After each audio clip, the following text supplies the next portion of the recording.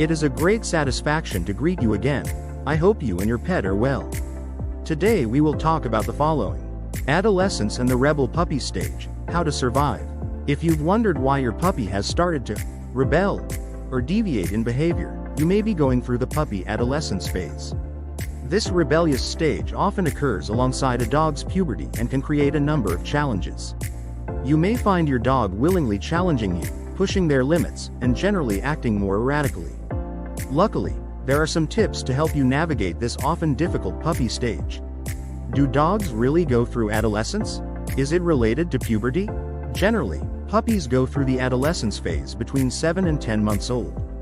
However, keep in mind that this period varies depending on several factors, such as gender, breed, environment, etc.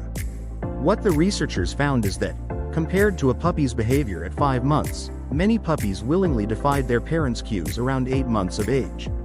Additionally, many puppy parents who took a self-reported survey reported an increase in their puppy's rebellious behavior during that same time period. So, yes, the puppy adolescent phase is real. Can you avoid the puppy adolescent phase? While there are some things you can do to make the rebellious phase less rebellious, this phase is often out of your control. Your dog's hormones, chemicals, brain activity, etc. often play a role in this adolescent phase, and that is completely out of your control. How to survive canine adolescent behavior. While there is no magic bullet for surviving this rebellious phase, there are some things you can do to make this stage more successful. Number 1. Slow down freedom. Often, just as our puppies begin to improve at certain behaviors, we begin to give them more freedom. That can be freedom in the home, freedom off leash, freedom with choices, and other things.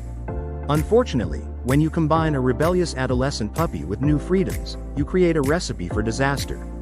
While it may be tempting to want to give your puppy more freedom, I recommend sticking with what you know has worked for the first few months of your puppy's life.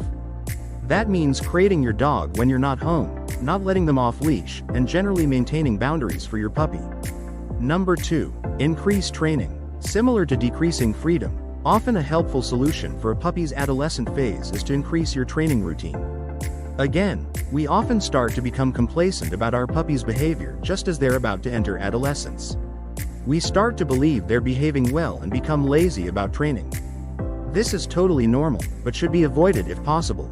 The 7 to 10 month age range is the perfect time to fully dedicate yourself to training and commit to consistency.